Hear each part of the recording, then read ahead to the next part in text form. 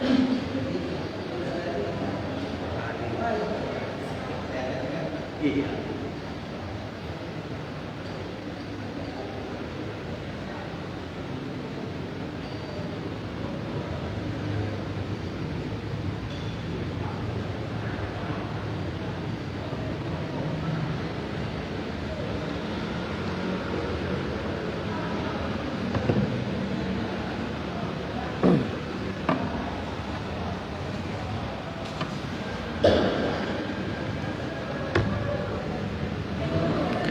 Tes 1 2 3. Assalamualaikum warahmatullahi wabarakatuh. Alhamdulillahilladzi arsala rasulahu bil huda wa dinil haqq liyudhhirahu ala dini kullih wa kafa billahi syahida. Asyhadu an la ilaha illallah wahdahu la syarika lah wa asyhadu anna Muhammadan abduhu wa rasuluh. Allahumma salli wa sallim ala nabiyyina Muhammadin wa ala alihi wa ashabihi ajma'in. Allahumma anta rabbi la ilaha illa anta khalaqtani wa ana 'abduka wa ana 'ala ahdika wa wa'dika mastata'tu a'udzu bika min syarri ma sana'tu abu'u laka bi ni'matika 'alayya wa abu'u bi dzambi faghfirli fa innahu la yaghfirudz dzunuba illa anta. Hadirin jamaah salat maghrib yang dirahmati Allah Subhanahu wa taala. Alhamdulillah pada malam hari ini kita masih di dalam naungan perlindungannya, di dalam curahan nikmatnya dan keberkahan di hari ini. Sehingga malam hari ini kita bisa beribadah, melaksanakan sholat maghrib secara berjamaah, kemudian dilanjutkan dengan suatu amalan yang akan memudahkan kita menuju ke surga, yaitu thalabul ilm. Salat dan salam tak lupa pula kita aturkan kepada junjungan Nabi kita Muhammad sallallahu alaihi wasallam, keluarga beliau, para sahabatnya, serta orang-orang yang istiqomah di jalannya sampai hari kiamat kelak nanti. Kembali pada malam hari ini kita akan membaca, memahami ayat-ayat Allah Subhanahu wa taala yang ada di dalam surat Al-Baqarah. Mudah-mudahan selama kita masih sehat, masih diberi kesempatan, ya kita diberi kemudahan untuk senantiasa membaca ayat-ayat Allah Subhanahu wa taala.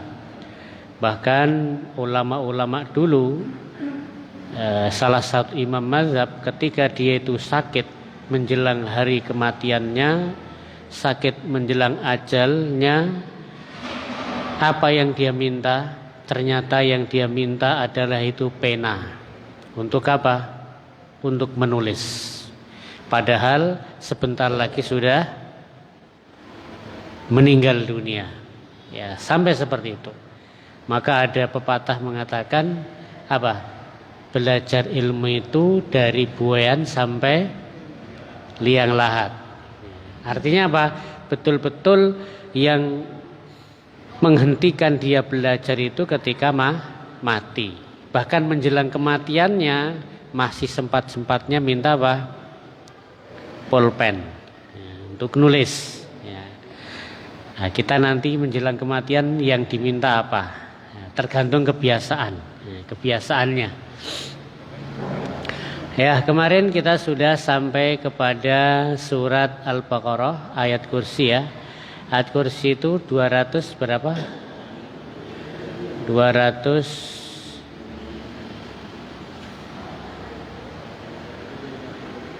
ya. Kemarin sudah sampai ayat kursi.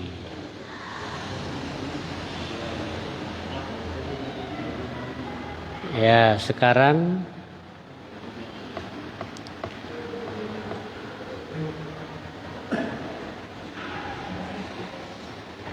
bentar. 250-an kemarin ya. 255.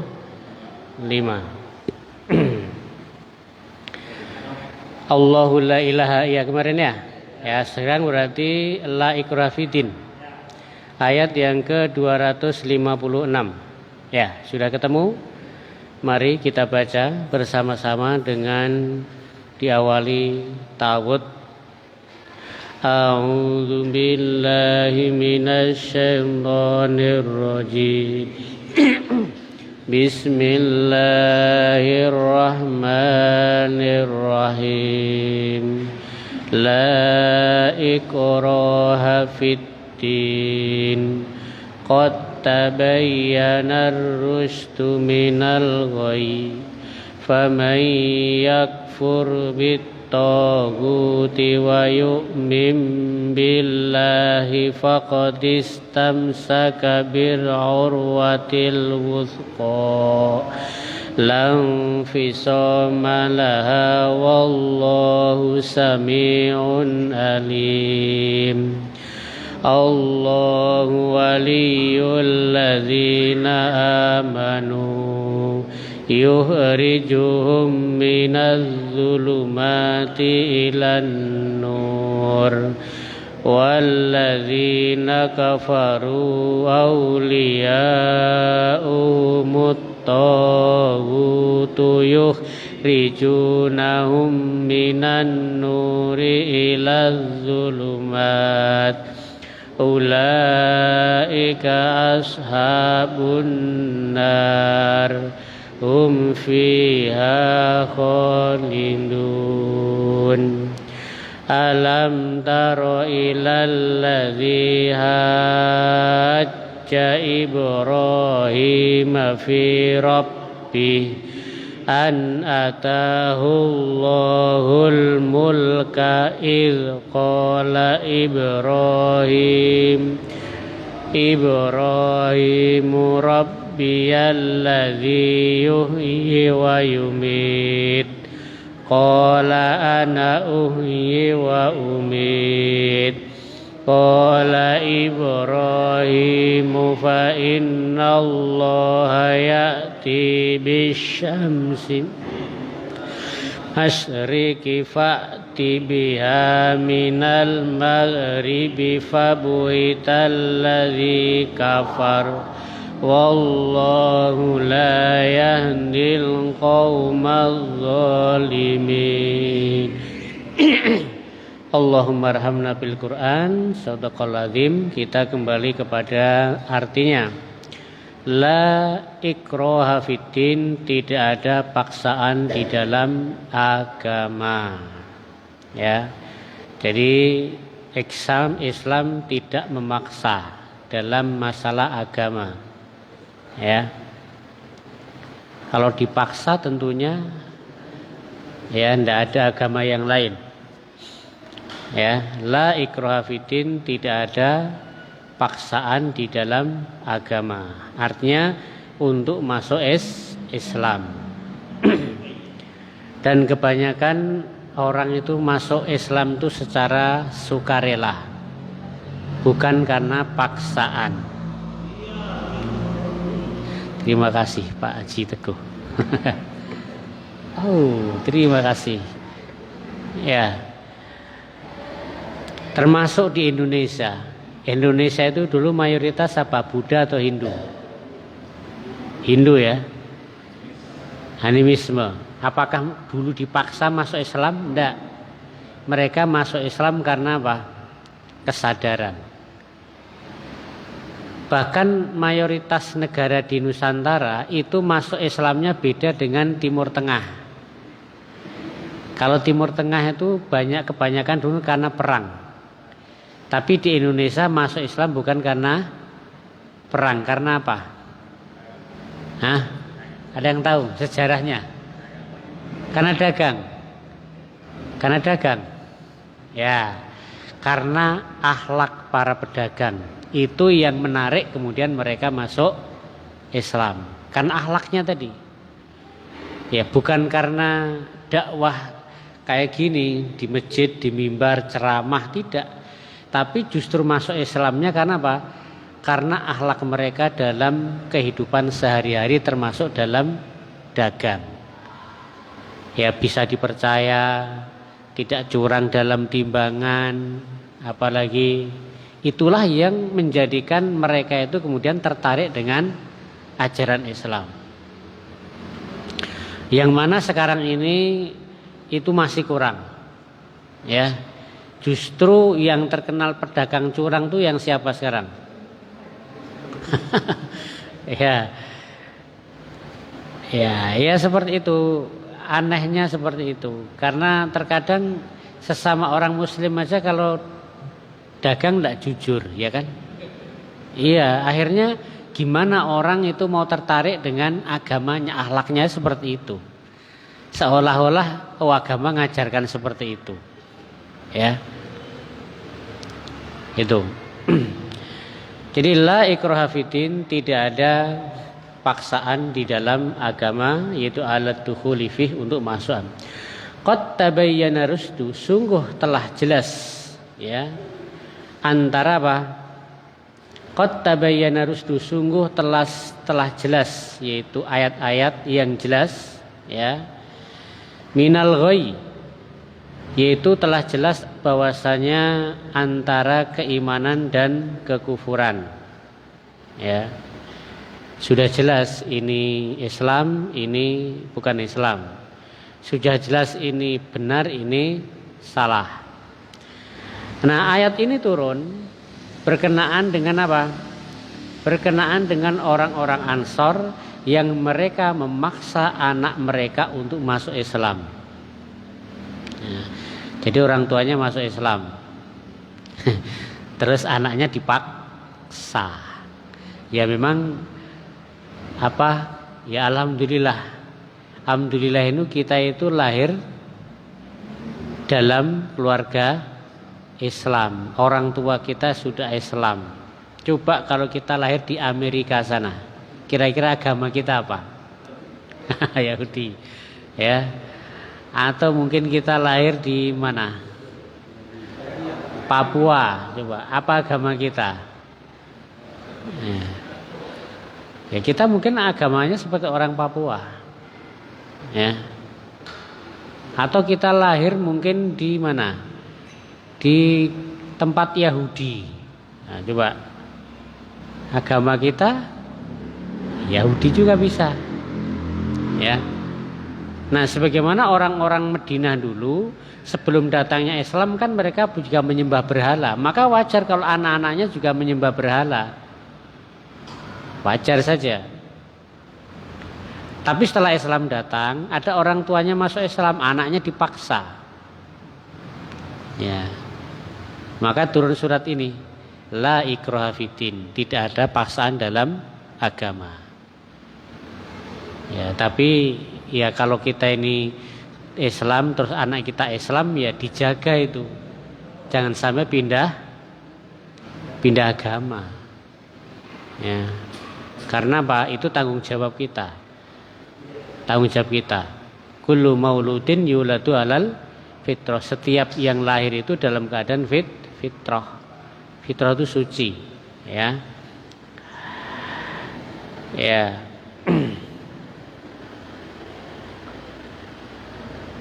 Ya, Nabi Muhammad saja tidak maksa pamannya untuk masuk Islam, ya. Tidak ada paksaan. Ya. Kemudian juga ya dakwah ya ngajak iya. Ketika ada orang Yahudi sakit, Rasulullah kan jenguk. Ini berarti apa? Boleh menjenguk non muslim yang sedang sakit. Boleh. Apalagi tetangga. Karena Rasulullah juga menjenguk orang Yahudi. Anak Yahudi sakit. Nah, Rasulullah itu jenguk tapi sambil dakwah. Ngajak dia masuk Islam. Jadi bukan hanya sekedar jenguk ya. Ya, tapi kalau kita dakwah berani enggak kira-kira ini. Ada non muslim sakit kita jenguk, ayo masuk Islam kan gitu. Nah, ketika ditawari masuk Islam, anak Yahudi itu dia tidak berani juga. Dia lihat ayahnya orang Yahudi. Tapi ternyata ayahnya apa? Mengizinkan. Akhirnya anak tersebut masuk Islam. Nah, ini juga menunjukkan bagaimana Rasulullah itu termasuk disegani oleh orang Yahudi. Bukan hanya disegani, termasuk yang nyegani orang ya Yahudi non Muslim. Karena sudah diketahui akhlaknya beliau yang bagus, ya sopan santun, sehingga orang pun tidak ragu. Ya.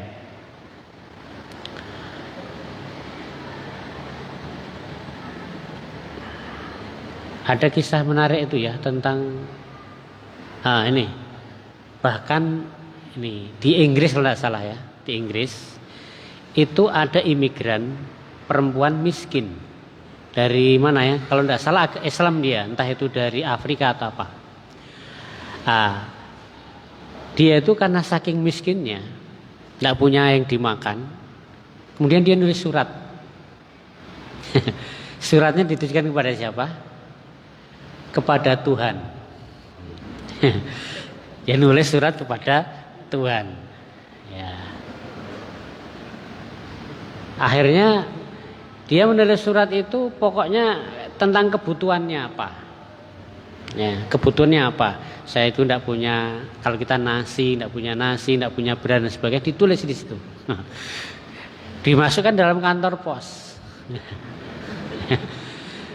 Ya, setelah masuk kantor posnya bingung juga, ketawa juga ini. Tidak ada alamatnya ini, kepada siapa? Kepada Tuhan. Ya. Akhirnya sesama tukang pos ini kemudian malah saling bergurau, ini alamatnya tidak jelas, ini main-main ini. Tapi dari situ justru hanya timbul empati daripada tukang-tukang pos tadi. Akhirnya apa yang terjadi? Akhirnya tukang-tukang pos tadi kemudian apa? Iuran. Iuran mengumpulkan apa yang dibutuhkan kepada apa? Wanita tersebut. Setelah itu apa? Setelah itu barang dikirim ke rumahnya, ditulis juga dari siapa? Dari Tuhan. Ya. Artinya apa ya? Orang itu kalau memang betul-betul tawakal minta tolong kepada Allah ya. Dia tidak minta tolong kepada manusia kan? Dia minta tolongnya kepada Allah, tawakalnya itu. Ya. Kantor pos pada Tuhan. Ya. Oh, ini beda ya, kisahnya beda. Beda yang tadi ternyata lain kisahnya. Ya. Kalau yang saya maksud itu begini, tapi saya lupa ya kisahnya. Sebenarnya bukan ini kisah yang mau ceritakan ya. Ada kisah lagi di Eropa, kalau di Amerika. Tapi nanti lain kali saja. Kaitannya dengan apa? Akhirnya orang itu masuk Islam. Orang itu masuk Islam. Hampir mirip ceritanya, hampir mirip seperti itu, tapi kemudian ada orang ateis. Orang ateis ini kan tidak percaya Tuhan. Ya, mirip ada orang yang seperti itu minta tolong kepada Tuhan. Nah, maka akhirnya dia ingin menjadi iman kepada Tuhan itu sebagai ejekan ya. Dan sebagainya. Akhirnya betul dia orang ateis ini langsung ngirim barang-barang ya, diberikan kepada wanita tadi. Ya. Setelah diantarkan seperti itu, diantarkan ke rumahnya, diterima, senang ini wanita tadi. Yang ngirim ini terus bertanya, "Wahai perempuan, kok enggak tanya siapa yang ngirim? Kau enggak tanya ke siapa ngasih kepada engkau ini?" Apa jawaban wanita tadi? "Aku tidak peduli siapa ngasih aku, karena aku mintanya kepada Allah." Kalau Allah berkehendak, setan pun akan tunduk untuk mengantarkan makanan ini. Mendengar jawaban seperti itu, yang ateis tadi akhirnya terbengong-bengong juga. Ya, mendengar jawaban wanita yang mungkin pendidikannya rendah, ya. Tapi jawabannya, saya tidak peduli datang dari mana. Saya tahunya saya minta kepada Allah, Allah kirim. Tidak penting bagi siapa saya ngasih. Kalau Allah berkehendak, jangankan manusia, setan pun akan tunduk taati perintah Allah gitu. Akhirnya yang ateis tadi mendengar jawaban itu, akhirnya tadinya mau mengolok-olok, justru kemudian akhirnya dia masuk Islam dan jadi dai di Inggris kalau tidak salah. Hanya karena masalah seperti itu. Jadi masuk Islamnya bukan karena ceramah dakwah, itu bukan. Kadang-kadang ya, tapi kan hal seperti itu. Ya, satu kalimat yang tadi, kalau Allah mendaki, setan pun akan tunduk gitu. Ya, pukulan bagi ateis tadi, dia dianggap setan pun dia nggak percaya kepada Tuhan, tapi kalau Allah berkehendak dia pun akan ngirim makanan. Allah berkehendak kan begitu. Ya, faman yakfur bitaghut, maka barang siapa yang ingkar kepada taghut. Nah, taghut ini di sini maknanya bisa setan, bisa berhala, ya. Maka fama yakfur bitaghut, maka barang siapa yang kufur kepada taghut, yaitu setan, ya, awil asnam atau berhala-berhala, ya.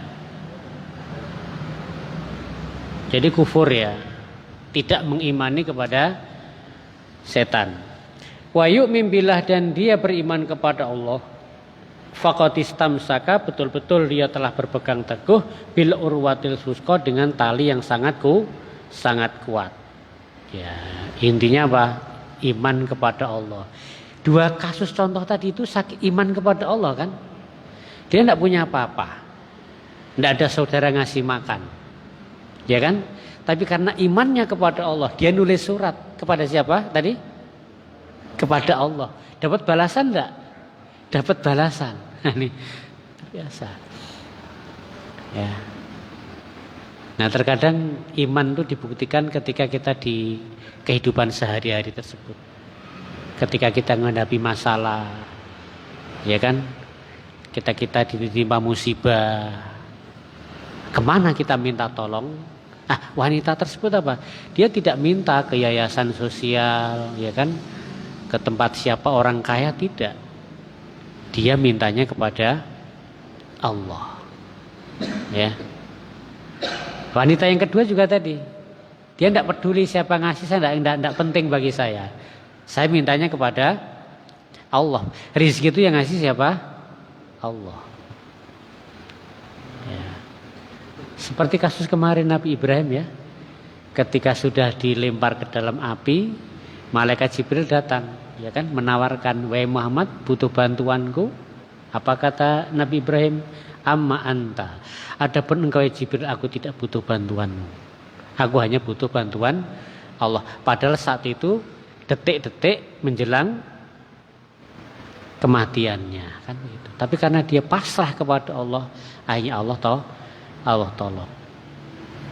Ya. Nah, tentunya kita itu juga tiap hari mesti ada ujian, ada masalah. Nah, disitulah dituntut seberapa keimanan kita itu akan dibuktikan, ya, dibuktikan seperti itu. Fama yakfur bitaghut, maka barang siapa yang kufur kepada taghut, yaitu setan dan berhala, dan beriman kepada Allah, maka dia sungguh telah berpegang teguh pada tali yang kokoh, lang fisomalaha, yang tidak akan terputus laha, wallahu dan Allah sami'un, maha mendengar terhadap apa yang dikatakan, alimun, dan maha mengetahui terhadap apa yang dilakukan. Jadi sebenarnya apa ya, kalau kita bisa meyakini kita itu punya Allah itu sudah cukup. Saya punya Allah sudah cukup, ya kan gitu ya.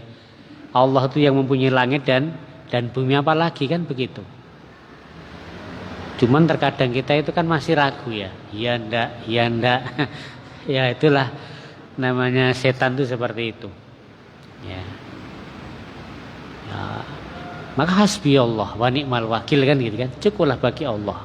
Hasbi Allah, cukuplah bagiku Allah, wa ni'mal wakil, dia sebaik-baik penolong. Ya, tuh. Nah, mudah-mudahan ya kita senantiasa diberi apa?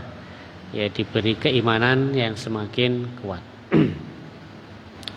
Ayat berikutnya, Allahu waliyun, Allah adalah wali. Wali di sini adalah yaitu penolong. Ya tadi Allah itu penolong. Alladzina amanu, orang-orang yang beriman. Jadi Allah itu penolong bagi orang-orang yang beriman. Wanita tadi, kenapa dia nulis surat kepada Allah? Yakin dia, berarti dia beriman kepada Allah. Kalau dia tidak yakin, tidak akan nulis surat, ya kan? Ngemis mungkin, ya kan? Tapi karena yakin, akhirnya dia tulis surat. Ya. Allahu waliyun, dan Allah itu adalah penolong. Penolong siapa? Alladzina amanu, yaitu orang-orang yang beriman. Intinya kalau kita punya iman, kita sudah punya penolong. Ya, ini kita belajar yakin ya, keyakinan. Ya, keyakinan. Apa bentuk pertolongannya? Yukhrijuhum minadz-dzulumat, yaitu Allah mengeluarkan mereka dari kegelapan. Kegelapan di sini maksudnya adalah yaitu kekufuran. Artinya kalau kita itu sekarang tahu yang benar, berarti Allah telah menolong kita sehingga kita tidak melakukan kesalahan. Ya, kalau Allah telah memberi kepada kita ilmu sehingga kita tahu mana yang hak dan mana yang batil, berarti Allah telah menolong kita. Kita tidak di dalam kekufuran atau kekafiran. Ya. Ya, Allah mengeluarkan mereka dari kegelapan, ilan nur, kepada cahaya-cahaya adalah iman di situ. Ya, jadi kegelapan di sini maksudnya adalah kekufuran, kekafiran. Ya. Orang-orang Mekah dulunya penyembah berhala, ditolong oleh Allah, sadar, akhirnya mereka meninggalkan penyembahan berhala, hanya menyembah Allah. Berarti dia ditolong oleh Allah Subhanahu wa taala. Dulu nenek moyang kita itu menyembah animisme, dinamisme, nyembah pohon, nyembah keramat, nyembah apa lagi. Ya, ditolong oleh Allah dengan apa? Dengan datangnya para dai, ya, para pedagang yang membawa cahaya itu Islam, hanya berbondong-bondong masuk Islam. Itu berarti pertolongan Allah. Jadi pertolongan Allah itu luar biasa. Termasuk kita yang sudah iman Islam ini, kita bisa datang dari rumah ke masjid, itu pertolongan Allah bukan? Pertolongan Allah. Kalau Allah tidak nolong kita, baru satu langkah mungkin kaki keseleo bisa, ya kan? Baru di jalan nyebrang ketabrak motor juga bisa. Berarti kan pertolongan kita sampai di sini selamat tuh pertolongan Allah. Ya, sampai saat ini rutin kita sudah berapa ratus kali kita sholat jamaah di sini, itu pertolongan Allah. Sementara orang-orang mungkin yang tidak ditolong apa? Ya, tidak bisa berangkat ke sini walaupun ada waktu yang senggang, sehat, ya tidak sakit, tapi karena tidak ditolong oleh Allah Subhanahu wa taala tidak datang ke masjid. Nah, jadi ini pertolongan Allah. Ya. Walladzina kafaru, dan orang-orang kafir, auliya'uhumut tagut, penolong-penolong mereka adalah yaitu tagut, yaitu setan. Ya, orang-orang kafir itu temannya, penolongnya apa? Setan. Ya. Yuhrijunahum, ya, setan itu apa? Mengeluarkan mereka minanur, dari cahaya, ila dzulumat, kepada kegelapan. Jadi kalau kita sudah dapat cahaya petunjuk, itu akan apa? Ya, akan digoda oleh setan terus, supaya keluar dari keimanan, supaya keluar dari ibadah kepada Allah. Ya. Kebalikannya ya, kalau setan itu mengeluarkan mereka dari cahaya kepada kekufuran. Ya. Nah ini ada yang mengatakan di masjid yang di masjid ini itu orang-orang Yahudi. Orang Yahudi sebelum Rasulullah datang itu mereka beriman. Ya. Orang Yahudi sebelum Rasulullah hijrah ke Madinah mereka beriman. Karena dalam kitab mereka, Taurat mereka jelas nanti akan datang Nabi yang terakhir hijrah ke Madinah. Saat itu mereka beriman. Tetapi begitu Nabi datang, mereka apa? Kembali kepada kekafiran. Nah ini setan. Termasuk siapa?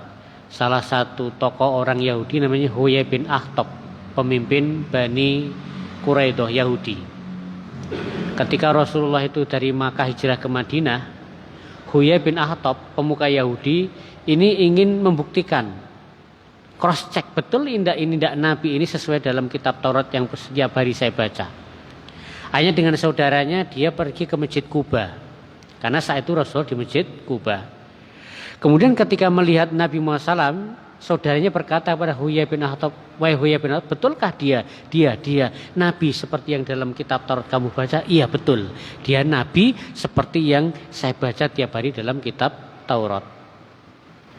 Apa kata Huyai bin Akhtab? Wallahi demi Allah, selama aku hidup, aku akan memerangi Nabi tersebut. Nah, sudah dapat hidayah, sudah dapat nur, tapi kemudian apa? Dia kembali kepada kekufuran, bahkan memerangi Nabi. Maka nanti Huyai bin Akhtab ini setelah ditangkap, maka dia termasuk orang yang dia apa? Dibunuh oleh Nabi sallallahu alaihi wasallam. Ada sekitar 700 orang Yahudi kalau salah. Yang pemuda-pemuda dari Bani Quraidah itu mereka dieksekusi. Yang perempuan jadi apa? Tawanan atau apa? Budak. Ya, jadi budak. Maka salah satu anak daripada Huyai bin Akhtab namanya Sofiyah. Ini jadi tawanannya Nabi. Nah, maka kemudian dimerdekakan dan diberi tawaran mau pulang ke Bani Yahudi Quraidah atau masuk Islam. Akhirnya dia memilih masuk Islam dan kemudian dinikahi oleh Nabi Muhammad SAW. Namanya Sofiyah, satu-satunya istri Nabi yang berasal dari Yahudi, tapi kemudian dia masuk Islam.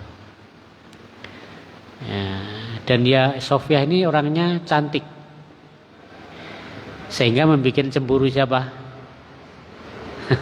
Membuat cemburu Aisyah radhiyallahu anha. Ya. Sampai-sampai Aisyah datang kepada Nabi. Wahai Nabi, ya Nabi, hasbuki Sofiyah kaza wa kaza. Wahai Nabi, cukup Sofiyah itu kaza wa kaza. Kaza wa kaza maksudnya apa? Sofiyah itu maksudnya apa? Pendek. Karena memang posturnya pendek. Tapi Aisyah tidak mengatakan Sofiyah itu pendek. Cuman dengan isyarat. Nabi, Sofiyah itu kan gini gitu. Maksudnya apa? Pendek.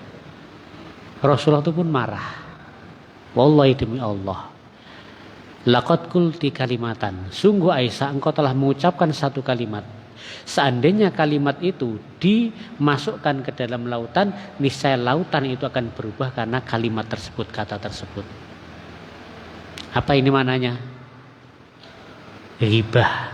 Nah, mengatakan Sofiyah gini-gini itu ghibah bukan? Ghibah. Ya. Makanya Aisyah tidak mengatakan Sofiyah pendek, tapi gini-gini itu. Nah. Ghibah itu apa? Masih ingat? Ghibah itu kan kita membicarakan orang lain yang kalau orang lain itu tahu dia tidak suka, nah itu ghibah. Nah, ghibah itu nyata, betul, memang seperti itu. Maka itu namanya ghibah. Nah kalau tidak betul namanya apa? Fitnah. Nah, jadi kalau tidak betul itu fitnah. Kalau betul apa namanya? Ghibah. Dosa ghibah itu dosa besar. Nah, kadang-kadang kita itu tidak bisa lepas dari ghibah ya. Banyak-banyak istighfar. Ghibah itu kan gitu.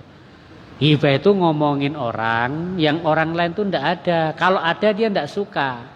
Kenapa kita berani ngomong? Karena ndak ada orangnya, gitu loh. Tapi kalau ada orangnya, ndak berani. Tapi kalau ndak ada, sesuka hatinya, itu namanya hibah. Maka hati-hati. Ya. Karena kalau urusan dengan manusia lebih berat daripada urusan dengan Allah ya. Kalau dengan Allah kita istighfar, taubat, diampuni. Tapi kalau urusan dengan manusia sudah. Kalau orang itu belum memaafkan, ya kan, nah, nanti dia akan nuntut di hari kiamat. Ya. Maka urusan dengan manusia itu lebih berat daripada dengan Allah Subhanahu wa Ta'ala. Ya, yuhriju minadz-dzulumat, togut atau setan itu mengeluarkan manusia. Oh, ya. Adapun Allah itu mengeluarkan manusia dari zulumat, yaitu dari kekufuran. Ya. Ulaika ashabunar, mereka itulah yaitu penduduk ashabunar, yaitu penduduk neraka. Siapa penduduk neraka tadi? Ya tadi, yang dia itu sudah iman kemudian kufur. Hum fiha khalidun, mereka di dalam neraka itu kekal. Kekal itu tidak ada ujungnya. Kekal itu tidak ada apa? Nah, tidak bisa bayangkan. Karena kita di dunia kan tidak kekal. Segala sesuatu yang di dunia itu kan tidak ada yang kekal kan? Tidak ada yang kekal. Ya. Segala yang di dunia itu pasti ada masa habisnya. Ya. Pegawai aja ada masa habisnya enggak? Pensiun. Ada kan? Ada masa pensiunnya. Ya kan? Pokoknya apa yang kita lihat di dunia ini itu pasti ada masa habisnya sudah. 100 tahun lagi ke depan. Ada enggak kita yang masih di masjid ini 100 tahun ke depan? Jangan 100 tahun ke depan. Berapa tahun? Nah, 20 tahun. Ya. 20 tahun ke depan. Yang sekarang umur 20 ya nanti masih ada umur 40 tahun. Tapi kan tidak ada yang umur 20 ini kan? Tidak ada sih. Ada 20. Sini paling 30 paling muda. 30. Kalau 40 tahun. 40 tahun ke depan sudah 80 tahun. Coba tidak ada yang di sini sudah 80 ini. Tidak ada ya? Tidak ada. Pak Haji Ibrahim belum ada 80 Pak Haji ya. 70-an. 30 tahun ke depan. Nah, ada sudah kita di sini. Ya. Apa? Apa? Camat. Oh, calon mati. Ya, camat semua ini berarti ya. Tidak ada yang camat. Ya, camat semua di sini. Nah. Itu kalau kita pikir seperti itu. Jadi di dunia itu tidak ada yang kekal. Ya, di dunia itu tidak ada yang kekal. Kita itu mau apa enggak? Mau mati tetap mati juga. Ya, enggak bisa. Hukum Allah itu enggak bisa dilawan. Kepengennya muda terus.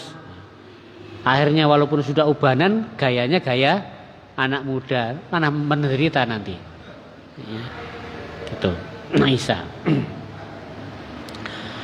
Kita lanjut. Alam taro ilal ladzi haja.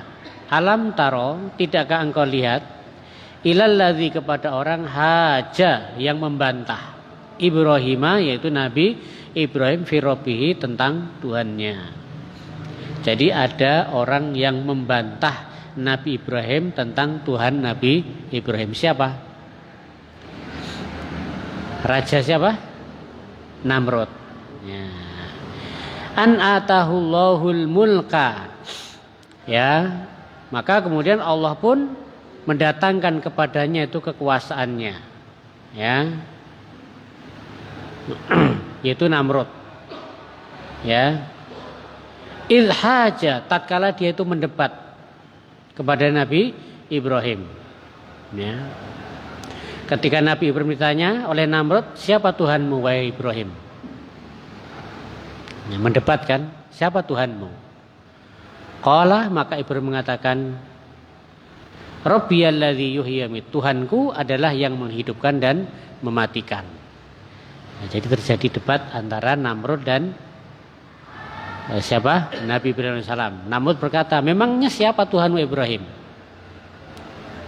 Nah, Nabi Ibrahim mengatakan, Tuhanku itu yang menghidupkan, yang mematikan, yang menciptakan kehidupan dan menciptakan kematian di dalam jasad. Qala, Namrud tidak mau kalah. Ana uhyi wa umiit. Aku bisa menghidupkan, bisa mematikan. Namrud. Jadi seperti itu. Ya. Caranya gimana? Maka kemudian Namrud pun manggil 2 orang. Yang satu dibunuh, yang satu dibiarkan hidup. Nah, lihat Ibrahim. Aku bisa membunuh, mematikan dan bisa menghidupkan. Itu apa? Namrud seperti itu. Logika Namrud seperti itu. Ya. Logika seperti itu. Ya. Qala Ibrahim, maka Ibrahim berkata, ya. Nah, sudah ini gantian ini apa namanya? Ganti hujah ya, biar lebih jelas. Dia tidak mudeng ini Namrud itu ya. Tidak mudeng, tidak paham. Ya. Maka kemudian apa? Ibrahim mengatakan fa innallaha ya'ti bisyamsi minal masyriqi fa'ti biha. Sesungguhnya Allah Tuhanku itu yang telah mendatangkan menerbitkan matahari dari apa? Dari timur. Ya. Fa'ti biha, kalau kamu bisa datangkan, coba terbitkan matahari itu dari barat. Nah, baru tidak bisa Namrud, ya kan? Kalau tadi bisa. Dipanggil 2 orang, satu dibunuh, satu dibiarkan hidup. Nih, saya bisa menghidupkan, matikan Ibrahim. Nah, yang kedua, Tuhanku yang menerbitkan matahari dari timur. Sekarang kalau kamu bisa terbitkan matahari dari barat. Fabuhital ladzi kafar, maka kemudian Namrud pun bingung, tidak bisa. Lemah berarti hujannya lemah. Ya. Ya. Wallahu la yahdil qaumadz zalimin, dan Allah tidak akan memberi tunjuk kepada orang-orang yang zalim ketika yaitu dia kufur padahal sudah apa? Datang hujah ataupun dalil. Seperti tadi. Huyai bin Akhtab, dia kufur. Kufurnya bukan karena tidak tahu, tapi justru karena setelah tahu dia kufur. Nah, maka orang seperti itu tidak akan diberi petunjuk. Nah, sudah jelas-jelas. Nah, sudah jelas-jelas siang ini malam ini kok masih mengatakan siang. Nah, itu. Kecuali kalau dia itu memang betul-betul tidak paham. Nah, itu kebodohan itu bisa dimaklumi. Kapan kebodohan itu bisa dimaklumi? Tidak tahu hukum itu bisa dimaafkan? Pertama, mungkin dia tinggalnya di pelosok. Seperti di mana? Amazon sana ya, di tengah-tengah Amazon ya, atau di tengah-tengah mana? Anda ada yang dakwah ke sana, ya, maka mungkin mereka makan babi, mereka berzina, ya, maka seperti itu dimaafkan, ya. Tapi kalau dia tinggal di tengah-tengah kota, ya kan? Masjid juga banyak, ada HP di sini bisa ngakses YouTube. Kok dia tidak tahu hukum-hukum? Nah, dia tidak dimaafkan. Bodohnya tidak dimaafkan dia. Karena apa? Karena dia hidup di tengah-tengah orang yang punya ilmu, banyak ustadz di masjid-masjid ada. Kok tidak tahu hukum-hukum? Nah, maka ini bodoh yang tidak dimaafkan. Atau ternyata dia baru masuk Islam tadi siang. Ya kan? Tadi siang baru masuk Islam, tidak tahu kalau khamr itu haram, dia masih minum khamr. Kan baru dia, baru. Nah, itu kebodohan yang dimaafkan. Tapi kalau sudah tahu, kemudian dia malah itu. Nah.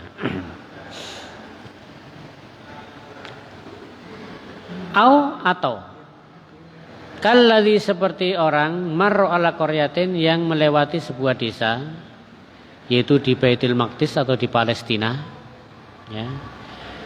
Raqiban ala himar, yang dia itu naik keledai. Ya, naik ada seorang laki-laki yang lewat di mana? Di Baitul Maqdis, di kampung Baitul Maqdis Palestina. Dia naik keledai dan dia membawa silatun tin, membawa sekeranjang buah tin. Waqatun nasir dan perasan buah anggur. Yaitu maksudnya di sini yaitu Nabi Uzair. Nabi Bani Israel. Wahia khawiyatun, ya. Dan dia itu jatuh dari atap, ya. Ini kisahnya apa namanya? Kisahnya Nabi Uzair, ya. Kemudian qala anna yuhyi, bagaimana Allah itu menghidupkan hadhillahu ba'da mautiha, yaitu setelah Allah mematikannya dan membangunkannya dengan kekuasaannya, ya. Fa amatahullah, maka kemudian Allah menghidupkan kembali. Wa albasahu, dan Allah kemudian membuat dia mati mi'ata amin, selama 100 tahun, kemudian Allah bangkitkan, yaitu Allah hidupkan. Jadi Nabi Uzair ini dimatikan oleh Allah selama 100 tahun. 100 tahun. Hampir mirip dengan Ashabul Kahfi. Nah, Nabi Uzair ini dimatikan selama apa? 100 tahun. Dan dia membawa apa? Keledai, naik keledai, membawa satu keranjang buah tin dan juga perasan anggur. Kemudian Allah matikan dia. Ini kan ada yang bertanya, bagaimana sih Allah menghidupkan yang mati? Kalau tadi Namrud kan enggak, yang satu dibunuh, satu dihidupkan. Nah, Allah tidak seperti itu. Maka kemudian Uzair ini dimatikan selama 100 tahun. Ya. Kemudian dia hidupkan. Ya, untuk apa? Untuk memperlihatkan bagaimana Allah menghidupkan dia. Qala, maka dia berkata, setelah Nabi Uzair itu dibangunkan, dihidupkan, kam labista, berapa kamu tidur? Dia mengatakan, saya tidur paling setengah hari saja. Karena apa? Uzair itu dimatikan di waktu pagi, siang.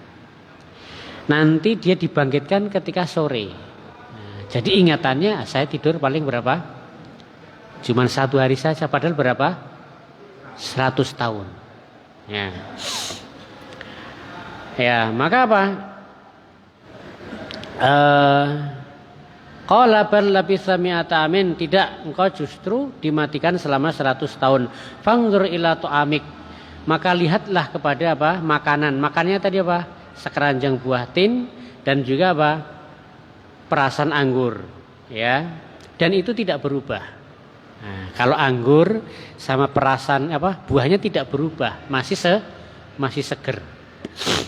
Tapi yang berubah apa? Yang berubah wangzur ilahi marika, yang berubah yaitu keledainya. Ternyata keledainya itu sudah bercerai-berai, sudah jadi tulang-tulang berserakan. Karena sudah berapa? 100 tahun. Tapi Uzairnya, kemudian buah tinnya, perasan anggur masih utuh seperti kayaknya baru tadi siang saja ini. Ya. Walinats ala ke ayah, dan supaya kami menjadikan bagi kalian yaitu tanda-tanda kebangkitan linasi kepada manusia. Wangzur ilal idham, maka lihatlah kepada tulang himarik, yaitu tulang-tulang yang sudah berserakan tadi, ya, berserakan. Sum kaifanun sijuha, kemudian Allah itu apa? Tulang-tulang tadi menyusun kembali sendiri. Menyusun sendiri tulang-tulangnya, nyambung sendiri. Setelah itu apa? Setelah tulang-tulangnya menyatu, kemudian dagingnya nempel-nempel lagi. Kemudian ditiup roh, kemudian keledai tadi menjadi hidup. Oh ya, jadi itulah bagaimana Allah memperlihatkan dia itu maha hidup dan maha mematikan. Ya, kita akhiri ya dengan doa majelis. Subhanakallahumma rabbana bihamdika asyhadu an la ilaha illa anta astaghfiruka wa atubu ilaik. Assalamualaikum warahmatullahi wabarakatuh.